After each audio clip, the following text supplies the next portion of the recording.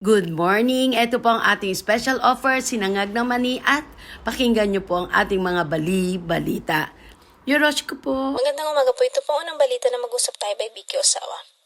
Paglulunsad ng mobile app na nagbibigay ng tulong sa mga OFW itinakda sa Hulyo. Isang mobile application na nagbibigay ng presibong tulong at impormasyon sa mga overseas Filipino workers. Sa buong mundo ay ilulunsad sa Hulyo. Sinabi ni OFW Party List Representative Marisa Magsino na ang OFW app ay magsasama-sama sa mga pagsisikap ng digitization ng mga ahensya ng gobyerno at magbibigay ng access sa welfare assistant. Iba't ibang benepisyo sa isang mahalagang emergency button na direktang kumukonekta sa overseas workers at welfare administration. Pinirmahan ni Magsino, Department of Information and Communication Technology, Secretary Ivan John Uy at OWA Administrator Arnaldo Ignacio ang Memorandum of Understanding sa OFW app sa OFW Tulong at Serbisyo Center sa Ayala Malls, Manila Bay sa Parañaque City noong Martes. Naroon din sa paglagda si Department of Migrant Workers Secretary Hans Leo Kakdak at DICT Undersecretary for E-Government David Almiror para sa ipahayag ang suporta sa inisyatiba.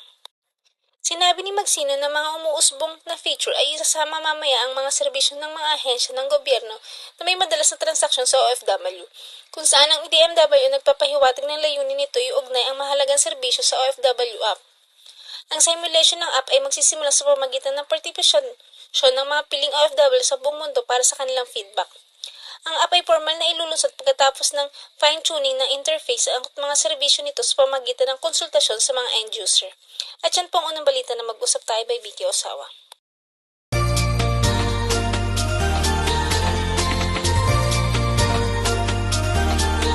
Mga problema at suliranin sa buhay ay hindi nawawala. Tanging kailangan ibay ng puso upang ikaw ay di maging kawawa. Mag-usap tayo at gagaan mga problema nyo. Mga pagsubok sa ating buhay malulutas kapag nag-usap tayo. Huwag kang susuko sa bawat laban. Dito ka Ito po ang balita na mag-usap. Chika Talk for today. Heart Evangelist na clarify statement about donating her kidney. Binigyan linaw ni Hart ang kanyang naging statement nitong linggo, October 22, 2023 sa isang TikTok video. Sa kanyang post, nag-reply si Hart sa isang follower na nasabing hindi rin ito na-gets ang part na sinabi umano ni Hart na nabenta niya ang kidney niya. Paglilinaw ni Hart, biro lamang ito at ginamit na ang sitwasyon upang magbigay na example kung paano siya madalas madinglang o maloko sa kanyang sobrang kabaitan. No sinabihan daw kasi siya na isang follower na kinakailangan daw ng kidney ng M-root baby root niya, nasa rock, rurok na rurok yung pagkabudol niya emotionally, spiritually, and mentally. Kaya kahit anong hingin sa kanya ay gagawin niya.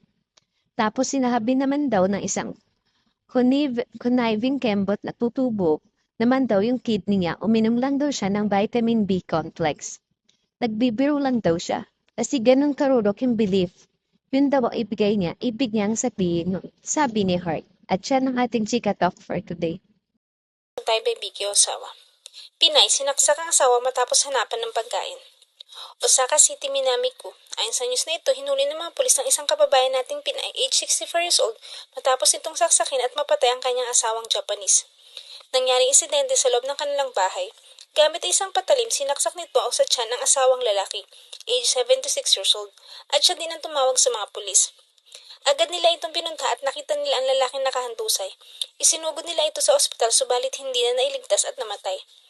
Ayon sa pahayag ng kababayan natin, nag-init ang ulo niya nang sabihan siyang hindi pa ba ready ang pagkain. Pumunta siya sa kusina at kumuha ng patalim at sinaksak niya ito sa tiyan habang sinasabing, "Shinae." At yan po ang huling balita na mag-usap tayo by Vicky Osawa.